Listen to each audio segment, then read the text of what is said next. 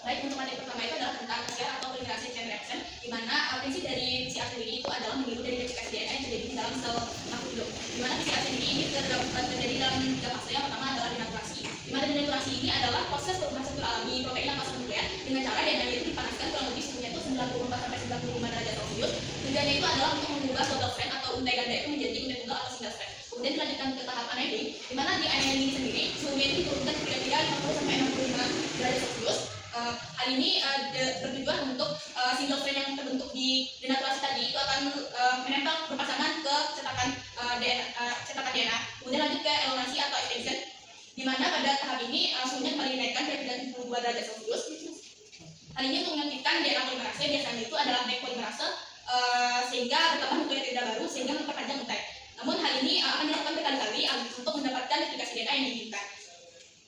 Lanjut kepada bagian-bagian dari alat PCR dapat dilihat pada slide. Yang pertama itu ada bagian paling atas, itu adalah sampel camber plaside. Ini berguna sebagai penutup alat PCR agar suhunya itu tetap stabil dan mencegah kondensasi. Lalu ada sampel vial chamber, itu adalah ruang sampel DNA dan terjadi di sini pemanasan dan pendinginan. Kemudian lanjut ke digital display, di mana di digital display ini ada layar menampilkan status siklus, suhu dan waktu dari PCR. Kemudian lanjut ke time and temperature adjusting keyboard display, di mana ini adalah tombol untuk mengatur siklus, mengatur waktu dan suhu dari PCR. Kemudian lanjut ke timer adjusting button, di mana di sini adalah tombol tambahan untuk mengatur waktunya. Dan terakhir itu adalah capillary fans, adalah ventilasi pembuangan panas agar mesin dari PCR ini tidak overheat atau terlalu panas.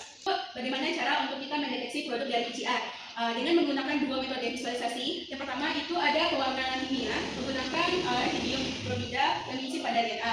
Sementara yang kedua itu menggunakan pelabelan fluoresen pada primer atau nukleotida sebelum di PCR.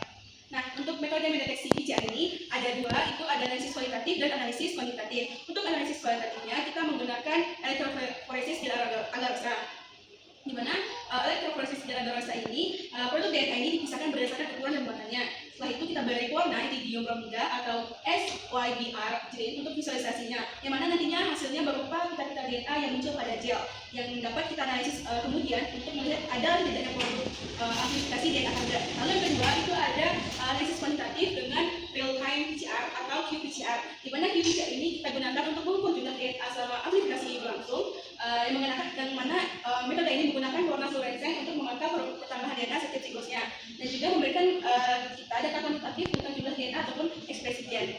Nah, kalian gambar ini merupakan contoh dari real-time qPCR, yang mana grafik gambar A, B, dan C itu merupakan analisis qPCR-nya, dan gambarnya merupakan alat kerja dari qPCR sendiri. Selanjutnya adalah aplikasi PCR, di mana pada slide itu ada 5 aplikasi pada yang bidang pertama adalah pada virologi, di mana ini dapat memberikan karakterisasi virus yang lengkap, menentukan subtipe, genotip, variasi mutasi, dan standar resistensi genotip virus tersebut. Kemudian ada mikologi, itu dalam bidang di mana sampel ini dapat diuji langsung menggunakan PCR tanpa diukur terlebih dahulu. Kemudian ada parasitologi, di mana ini dapat mendiagnosis penyakit dalam situasi sulit seperti mendiagnosis malaria yang biasanya digunakan metode biasa seperti mikroskopi yang kurang sensitif. Kemudian pada bidang mikrobiologi, di mana ini digunakan PCR waktu nyata karena ini lebih sensitif dan otomatis deteksi mikroorganisme pada manusia. Dan pada bidang kedokteran gigi itu dapat mengetahui agen infeksius atau menyebabkan infeksi maksilofacial, yaitu merupakan evaluasi resiko pasien terhadap karies, penyakit periodontal, dan kondisi umum lainnya.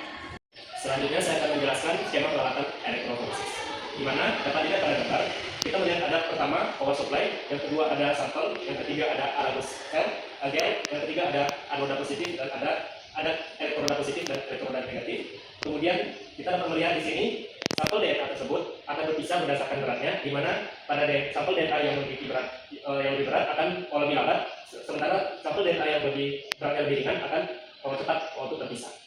Kemudian kita dapat melihat arah dari pemisahan ini, DNA itu akan menuju kepada elektroda positif karena DNA merupakan memiliki muatan negatif. Kita akan melihat bagaimana cara mendeteksi DNA yang telah terpisah. Dapat dilihat bahwa sampel-sampel DNA yang telah terpisah tadi berdasarkan beratnya itu akan bisa kita bandingkan dengan sampel DNA tangga yang telah diketahui beratnya sebelumnya. Dapat dilihat di sini, sebelum kita melihat dengan alat ini, kita akan menyiapkan tangga DNA. Kemudian setelah itu kita dapat mendeteksi dengan ultraviolet plus illuminator.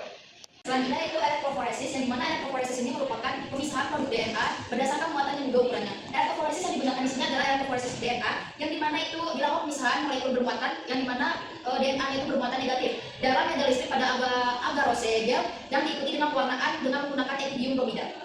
Baik, selanjutnya itu ada skema kerja dari elektroforesis gel, dimana yang pertama itu kita akan melakukan proses PCR. Yang kita gunakan di sini adalah DNA triplet, enzim DNA polimerase, dan DNTP atau deoksinukleotida trifosfat. Dan selanjutnya itu ada primer oligopeptida.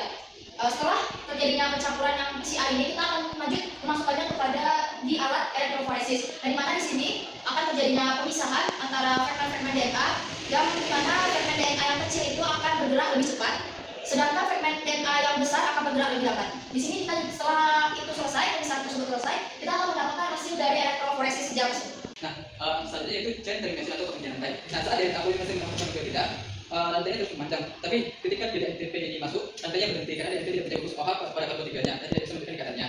Selanjutnya itu elektroforesis kapilar. Nah, pada elektroforesis kapilar ini, fragmen DNA yang berbeda dimasukkan ke dalam elektroforesis kapilar atau gel poliklariksa dengan metode sebelumnya. Selanjutnya itu dengan kita akan mendeteksi kloren. Nah, setiap DNT ini yang belah berkloren, ada yang berbeda tadi, itu akan di-scan untuk mendeteksi warna dari fragmen yang keluar. Selanjutnya itu pembacaan urutan DNA. Nah, pada sini akan ditimbulkan urutan DNA mungkin seperti gambar. Saya akan melakukan presentasi dari teman saya, yaitu tentang nucleic acid sequencing. Nah, nucleic acid sequencing itu merupakan metode pembentukan urutan bahan nitrogen pada DNA. Yang seperti diketahui, bahasa nitrogen pada DNA itu ada adenin, guanin, timin, dan sitosin. Nah, ada banyak metode dan cara untuk menentukan urutan dari bahasa nitrogen pada DNA ini. Nah, salah satu caranya itu dengan metode sample sequencing. Nah, chain sequencing ini merupakan pengurutan nukleotida DNA dengan cara sintesis urutan baru menggunakan deoksiribonukleotida dengan penghentian rantai. Nah, ada pun metode atau pengelakannya.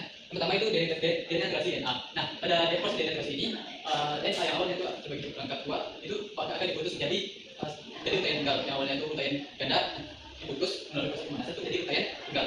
Nah, selanjutnya itu penempelan primer. Nah, penempelannya komplementer menempel pada DNA dominan. Nah, selanjutnya ada proses penempelan pada DNA itu sendiri. Selanjutnya itu ada proses sintesis dari DNA. Nah, DNA polimerase itu menambahkan DNP ke ujung primer. Selanjutnya itu chain termination. Nah, DNP ini menggantikan atau kepada rantai. Nah, setelah DNP biasanya diberi label Florence A, merupakan DNP, T merupakan timin, G guanin, C sitosine dengan warna yang berbeda. Gambar ini itu merupakan hasil dari pembacaan urutan DNA yang ditampilkan pada device ataupun layar. Dan yang berbeda itu, setiap warna juga mewakili dari setiap bahasa nitrogen dari DNA tersebut.